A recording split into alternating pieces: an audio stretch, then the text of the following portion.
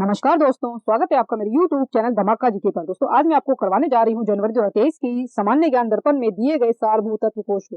दोस्तों सारभूत तत्व कोश में विभिन्न विषयों से प्रश्न दिए जाते हैं जो कि मोस्ट इंपोर्टेंट होते हैं और आपकी परीक्षाओं में पूछे जाते हैं। तो दोस्तों चलिए वीडियो शुरू करते हैं। दोस्तों पहले विषय दिया गया हमारे पास भारतीय इतिहास एवं संस्कृति। तो भारतीय इतिहास एवं संस्कृति से जितने भी प्रश्न दिए गए हैं सारभूत तत्व कोश में, तो हम पहले पढ़ लेते हैं। तो पहला प्रश्न हमारे पास, वह इतिहासकार जिसने भीमबेटका गुफा की खोज की थी। तो इसका आंसर है डॉक्टर विष्णुधर वाकाणकर ने। डॉक्टर विष्णुधर वाकाणकर ने भीमबेटका गुफा की खोज की थी। दूसरा प्रश्न है, ऋग्वेद के 10वें मंडल में 4 वर्णीय व्यवस्था से संबंधित सूक्त है। तो इसका आंसर है पुरुष सूक्त। तो पुरुष सूक्त जो है ऋग्वेद के 10वें मंडल में 4 वर्णीय व्यवस्था से संबंधित है। भारत में शिलालेख का प्रचलन सर्वप्रथम किसने किया था। तो इसका आंसर है मौर्य सम्राट अशोक ने। कनिष्क के राजकवि राष्ट्रघोष ने बौद्धों पर रामायण नामक किस ग्रंथ की रचना की थी। तो इसका आंसर है बुद्ध चरित्र की। किस युद्ध में राष्ट्रकूट नरेश कृष्ण तृतीय ने चोल शासक परंतक एक को पराजित किया था। तो इसका आंसर है तकोलम का युद्ध। अलाउद्दीन खिलजी की किस इमारत को इस्लामी वास्तुकला का रतन कहा जाता है। तो इसका आंसर है अलाई दरवाजा को। सातवां प्रश्न है दोस्तों हमारे पास, कश्मीर के किस सुल्तान को हिंदू मंदिरों एवं मूर्तियों को तोड़ने के कारण बुत शिकन कहा गया। तो इसका आंसर है सुल्तान सिकंदर शाह को। तो सुल्तान सिकंदर शाह को हिंदू मंदिरों एवं मूर्तियों को तोड़ने के कारण बुत शिकन इन्हें कहा गया। और ये कहाँ के सुल्तान थे? कश्मीर के। आठवां प्रश्न है, ताजमहल का निर्माण करने वाला मुख्य स्थापत्य कलाकार कौन था। तो इसका आंसर है उस्ताद अहमद लाहौरी। जो क्षेत्र मराठों के प्रत्यक्ष नियंत्रण में होते थे उन्हें क्या कहा जाता था। तो इसका आंसर है स्वराज। किस आंग्ल मैसूर युद्ध के दौरान टीपू सुल्तान की मृत्यु हुई थी। तो इसका आंसर है चतुर्थ आंग्ल मैसूर युद्ध 1799 ईस्वी में जो लड़ा गया था, उस युद्ध में टीपू सुल्तान की मृत्यु हो गई थी। दोस्तों आगे हमारे पास राष्ट्रीय स्वतंत्रता आंदोलन से संबंधित प्रश्न। 11वां प्रश्न हमारे पास, क्रांतिकारी संगठन अभिनव भारत का कौन सा सदस्य बम बनाने की कला सीखने के लिए पेरिस गया था। तो इसका आंसर है पी.एन. वापर। पी.एन. वापर जो थे वो बम बनाने की कला सीखने हेतु पेरिस गए थे और ये क्रांतिकारी संगठन थे अभिनव भारत, ये उनके सदस्य थे। ब्रिटिश सरकार ने किस वर्ष महात्मा गांधी को केसरी हिंद की उपाधि प्रदान की थी। तो इसका आंसर है 1915 ईस्वी में। साइमन कमीशन 3 फरवरी 1928 ईस्वी को भारत आया था, इसे क्या कहा गया। इसका आंसर है white man commission. Azad Hind फौज की स्थापना का विचार सर्वप्रथम किसके मन में आया था। तो इसका आंसर है कैप्टन मोहन सिंह के। पंडित जवाहरलाल नेहरू की अध्यक्षता में अंतरिम सरकार का गठन कब हुआ था। तो इसका आंसर है 2 सितंबर 1946 ईस्वी को। पाकिस्तान शब्द का जन्मदाता कौन था। तो इसका आंसर है चौधरी रहमत अली। पाकिस्तान शब्द के जो जन्मदाता थे वो चौधरी रहमत अली को कहा जाता है। किस ऑपरेशन के तहत भारत छोड़ो आंदोलन के दौरान गांधी समेत चोटी के सभी महत्वपूर्ण नेता 9 अगस्त 1942 को गिरफ्तार कर लिए गए। तो इसका आंसर है operation zero hour. Jallianwala Bagh हत्याकांड 13 अप्रैल 1919 ईस्वी में जो हुआ था, उसमें किस भारतीय ने जनरल डायर का सहयोग किया था। तो इसका आंसर है हंसराज ने। 19वां प्रश्न है, तीनों गोलमेज सम्मेलन के समय इंग्लैंड के प्रधानमंत्री कौन थे। तो इसका आंसर है James Ramsay MacDonald. James Ramsay MacDonald. Bhagat Singh व बटुकेश्वर दत्त के बम फेंकने के समय असेंबली की अध्यक्षता कौन कर रहा था। तो इसका आंसर है विठल भाई पटेल। दोस्तों आगे हमारे पास भारतीय राज्य व्यवस्था एवं संविधान से संबंधित प्रश्न। 21वां प्रश्न हमारे पास, 11 दिसंबर 1946 ईस्वी को कौन संविधान सभा का अस्थायी अध्यक्ष निर्वाचित हुआ था। तो इसका आंसर है डॉक्टर राजेंद्र प्रसाद। तो डॉक्टर राजेंद्र प्रसाद को संविधान सभा का स्थायी अध्यक्ष नियुक्त किया गया था। यह किसका कथन था कि राज्य के नीति निर्देशक तत्व एक ऐसा चेक है जो बैंक की सुविधा अनुसार अदा की जाएगी। तो इसका आंसर है के.टी. शाह का। राष्ट्रपति पद के उम्मीदवार के लिए निर्वाचक मंडल के कितने सदस्य प्रस्तावक तथा कितने सदस्य अनुमोदक होते हैं। तो इसका आंसर है 50-50। 24वां प्रश्न है हमारे पास, मोरारजी देसाई सबसे अधिक उम्र में तो वहीं सबसे कम उम्र में भारत के प्रधानमंत्री कौन बने थे। तो इसका आंसर है राजीव गांधी। जब भारतीय न्यायिक पद्धति में लोकहित मुकदमा लाया गया तब भारत के मुख्य न्यायाधीश कौन थे। तो इसका आंसर है पी.एन. भगवती। राष्ट्रीय ध्वज को संविधान सभा में किसने प्रस्तुत किया था। तो इसका आंसर है हंसा मेहता ने। किस अनुच्छेद के अंतर्गत सर्वोच्च न्यायालय को अभिलेख न्यायालय कहा गया है। तो इसका आंसर है अनुच्छेद 129 के तहत सर्वोच्च न्यायालय को अभिलेख न्यायालय कहा गया है। कब से मंत्रिमंडल के एक प्रस्ताव के तहत एक नई संस्था जिसे राष्ट्रीय भारत परिवर्तन संस्था national institution for transforming India यानी कि नीति अस्तित्व में आई। तो इसका आंसर है 1 जनवरी 2015 को।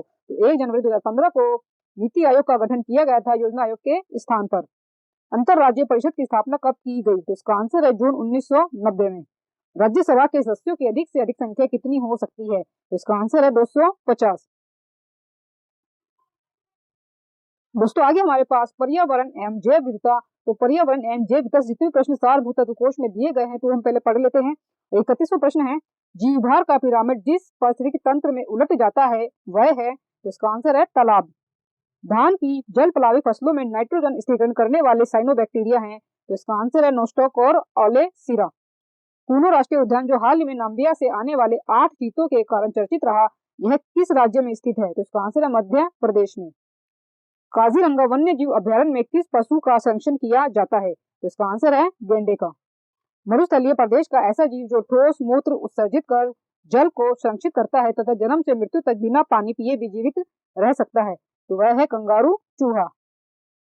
36वां प्रश्न हमारे पास, पृथ्वी पर पेड़ पौधों तथा जीव जंतुओं सहित सभी पारिस्थितिक तंत्र सम्मिलित रूप से कहलाते हैं, तो इसका आंसर है बायोम। 2 या 2 से अधिक भिन्न परितंत्रों के बीच संक्रमण क्षेत्र जहां जैव विविधता अपेक्षाकृत अधिक होती है वो क्या कहलाता है, वो कहलाता है इकोटोन। कार्टाजेना का संबंध किससे है, जैव सुरक्षा से। ग्रीन मफलर का संबंध किससे है, ध्वनि प्रदूषण से। 2 भिन्न पारिस्थितिक तंत्रों के मध्य का संक्रमण क्षेत्र क्या कहलाता है, इकोक्लाइन। दोस्तों आगे हमारे पास जलवायु परिवर्तन एवं आपदा से संबंधित प्रश्न। तो 41वां प्रश्न हमारे पास, वास्तविक तंत्र में ऊर्जा का प्राथमिक स्रोत क्या है, तो इसका आंसर है सूर्य का प्रकाश। ओजोन परत के क्षरण का पता सर्वप्रथम किसने लगाया था, तो इसका आंसर है जोसेफ फोरमैन ने। वायुमंडल में उपस्थित वह गैस जिसके कारण पर्यावरण में ग्रीन हाउस प्रभाव में वृद्धि होती है, तो इसका आंसर है कार्बन डाइऑक्साइड। जवारा नदमुख आर्द्रभूमि तथा मैंग्रोव परितंत्र संबंधित है, तो इसका आंसर है संक्रमणकालीन परितंत्र से। कार्बन चक्र की वे प्रक्रिया है जिनके द्वारा कार्बन डाइऑक्साइड वातावरण में वापस चली जाती है, तो वो है दहन एवं श्वसन। भारत में किस स्थान पर अचानक बादल फटने के कारण 8 जुलाई 2022 को बाढ़ आ गई थी जिससे 16 लोगों की जान चली गई, तो इसका आंसर है अमरनाथ जम्मू कश्मीर में जो स्थित है। 47वां प्रश्न हमारे पास, एक अध्ययन के अनुसार कौन सा ज्वालामुखी जनवरी 2022 में विस्फोटित हुआ जिससे ग्लोबल वार्मिंग और पृथ्वी की ओजोन परत के क्षरण में वृद्धि हुई, तो इसका आंसर है टोंगा ज्वालामुखी। किस दिन से केंद्रीय पर्यावरण वन और जलवायु परिवर्तन मंत्रालय ने एकल उपयोग वाली प्लास्टिक वस्तुओं जैसे पॉलिथीन पर प्रतिबंध लगाया, तो इसका आंसर है 1 जुलाई 2022 से। तो 1 जुलाई 2022 से एकल उपयोग वाली प्लास्टिक वस्तुओं पॉलिथीन पर प्रतिबंध लगा दिया गया है। 49वां प्रश्न है, किस संस्था द्वारा स्वस्थ पर्यावरण को मानव अधिकार घोषित किया गया, तो इसका आंसर है संयुक्त राष्ट्र महासभा द्वारा। पर्यावरण प्रदर्शन सूचकांक 2022 में भारत को कौन सा स्थान प्राप्त हुआ है, तो इसका आंसर है 180वां यानी कि अंतिम। दोस्तों आगे हमारे पास भारत एवं विश्व का भूगोल। तो भारत एवं विश्व का भूगोल से संबंधित प्रश्न इसमें दिए गए हम पढ़ लेते हैं। 51वें प्रश्न से है, पृथ्वी पर अधिकतम ऊंचाई माउंट एवरेस्ट 8,850 मीटर की तथा अधिकतम गहराई किसकी है, तो इसका आंसर है मैरियाना गर्त 11,022 मीटर की। मैरियाना गर्त की जो कि 11,022 मीटर गहरा है। विश्व की सबसे ऊंचाई पर स्थित सक्रिय ज्वालामुखी ओजस डेल सलाडो है, यह किन 2 देशों की सीमा पर स्थित है, तो इसका आंसर है अर्जेंटीना और चिली। पृथ्वी के कितने प्रतिशत भूभाग पर महाद्वीपों का विस्तार पाया जाता है, तो इसका आंसर है 29.30% भाग पर।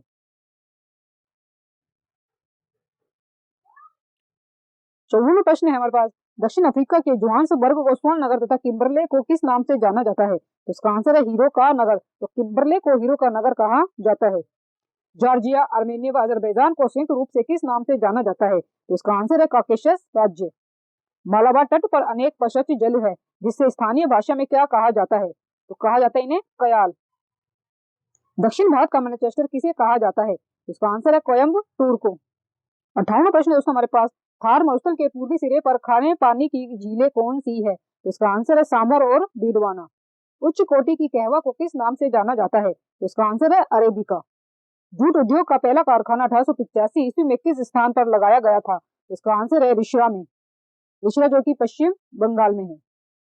दोस्तों आगे हमारे पास भारतीय अर्थव्यवस्था। तो भारतीय अर्थव्यवस्था से संबंधित प्रश्न दिए गए हम पढ़ लेते हैं। 61वां प्रश्न हमारे पास, मुद्रा के अवमूल्यन का क्या परिणाम होता है, तो इसका आंसर है निर्यात में वृद्धि और भुगतान संतुलन में सुधार। भारत में राष्ट्रीय आय के प्रांकलन तैयार किए जाते हैं किसके द्वारा, तो इसका आंसर है केंद्रीय सांख्यिकी संगठन द्वारा। पूंजीवादी अर्थव्यवस्था में कीमत निर्धारित किसके द्वारा होती है, तो इसका आंसर है मांग और पूर्ति के द्वारा। वर्गीज कुरियन किस क्रांति से संबंधित है, तो इसका आंसर है श्वेत क्रांति से। भारतीय औद्योगिक विकास बैंक की स्थापना कब की गई थी, तो इसका आंसर है जुलाई 1964 में। भारतीय रिजर्व बैंक भारत का केंद्रीय बैंक है। इस बैंक की स्थापना कब की गई थी? तो इसका आंसर है 1 अप्रैल 1935 को आरबीआई की स्थापना की गई थी।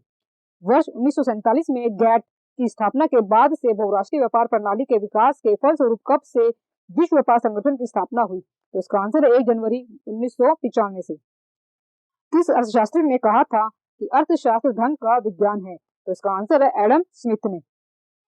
पहली राष्ट्रीय आय समिति का गठन वर्ष 1949 में किसकी अध्यक्षता में किया गया था? तो इसका आंसर है प्रोफेसर पी.सी. महालनोबिस। मानव विकास सूचकांक को किस अर्थशास्त्री ने विकसित किया था? तो इसका आंसर है महबूब उल हक, जो कि पाकिस्तानी अर्थशास्त्री थे।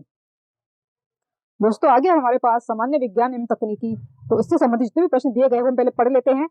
71वां प्रश्न है, जीन जीवित प्राणियों की आनुवंशिक इकाई होती है। जीन शब्द की जो खोज है वो किसने की थी? तो इसका आंसर है विल्हेम जोहानसन ने। किसे काली मौत कहा जाता है? तो इसका आंसर है प्लेग को। कार्य का मात्रक क्या है? तो इसका आंसर है जूल। प्रकाश वर्ष इकाई है किसकी? दूरी की।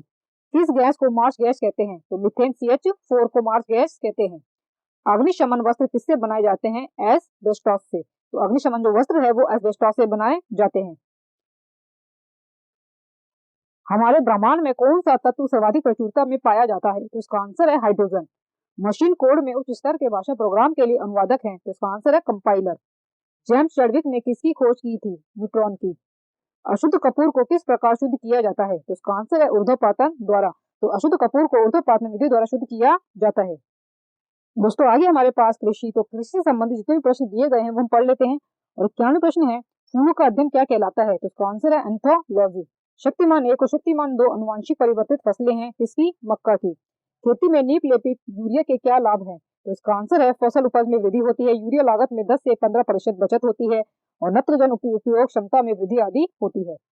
आंवले में कौन सा विटामिन प्रचुर मात्रा में पाया जाता है? तो इसका आंसर है विटामिन सी। पौधों की वनस्पतिक वृद्धि को उत्तेजित करने वाला रसायन कौन सा है? तो इसका आंसर है जिब्रेलिन्स।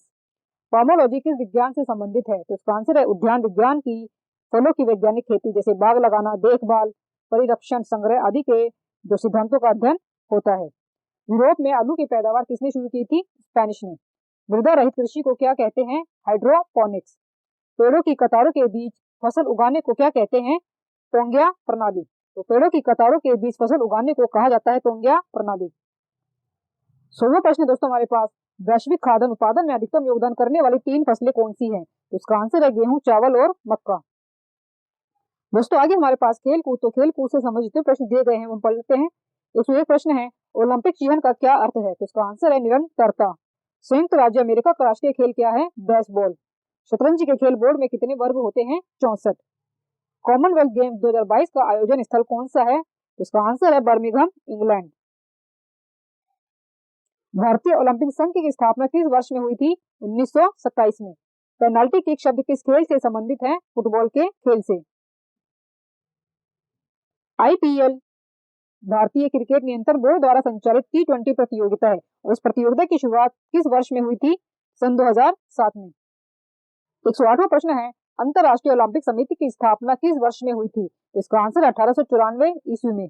राष्ट्रमंडल खेल में भारत ने किस वर्ष भाग लिया था? तो इसका आंसर है वर्ष 1934 में। गोल्फ के खेल परिसर को क्या कहा जाता है? कोर्स।